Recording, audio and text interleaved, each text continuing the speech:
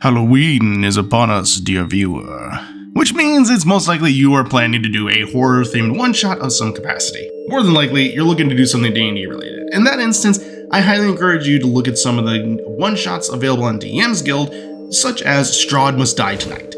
Basically takes Curse of Strahd and condenses it down all the way to a one-shot. However, if you're really looking to scare your players, then I encourage you to try something other than Dungeons & Dragons or Pathfinder. Not that these are bad games, far from it. In fact, they're great, but they go for a specific type of fiction.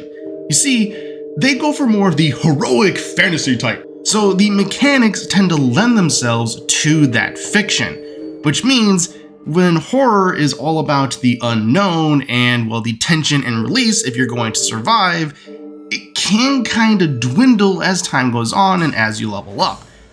One thing that Pathfinder and D&D are great at is the aesthetic of horror. Curse of Strahd is an excellent example because it does gothic horror incredibly well, even down to the theming. But mechanically, it's still pretty good, especially with the mechanics of Strahd being able to move around and, well, you know, the scrying thing and all that. But apart from that, it's not really scary in what we usually expect from the horror genre. This is where you would want to check out other systems. Now, of course, there are classics like Call of Cthulhu, any of the World of Darkness games, and also Monster of the Week. Each one of these captures a different specific subgenre of horror, and are scary in their own right. But for me and my money, there is one game that is perfect for horror one-shots, and that is Dread.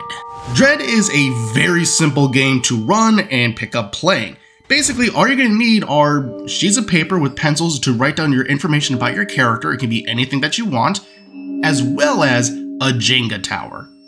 Unlike D&D and most TTRPGs, whenever you make a decision, you pull from the Jenga tower. And when that tower falls, whoever was the last one to pull, their character is dead. And this is the big reason as to why I say Dread is probably one of the best horror games, specifically for one-shots out there.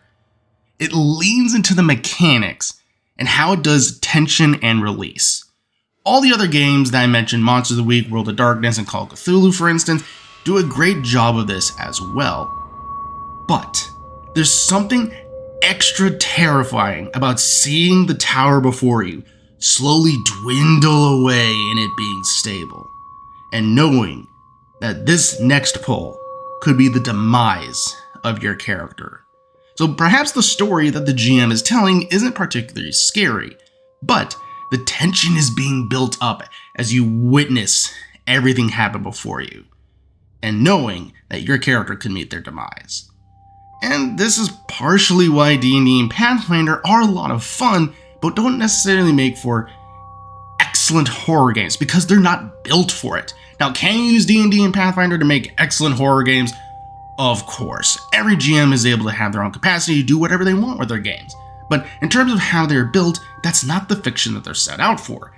But Dread is both available to find online, and you just need a Jenga tower, and most likely you probably know someone who does have one, or if not, they're readily accessible at most stores. So it's something I highly encourage because it's very simple to run, can be a lot of fun, and crack a lot of jokes at the table, and basically you're playing a game within a game. But regardless, for this Halloween and spooky season, if you're looking to try out horror, I highly encourage you to try out Dread. But if you want to stick with D&D and Pathfinder, then I encourage you to look at the mechanics, and see how you can use the mechanics in a way to instill fear into your players. Be it how the boss moves around the dungeon, constantly stalking the party, or maybe something happens with their character sheets. Things are afflicted. And also, don't actively try to kill the characters. The players will be able to see through that. And again, it's why in something like Dread, it's a little bit more acceptable because you know going in that you're probably not going to make it out. Same thing with Call of Cthulhu. But at the end of the day, find the game that works best for you and then try to figure out a way to make it scary, like Dread, and how it uses the mechanics to build up the tension and to build up the release. If you're able to do that, then you will have an effective horror campaign, regardless of the game that you do. So with that, everyone, as always, keep being awesome and keep rolling those dice. Cheers.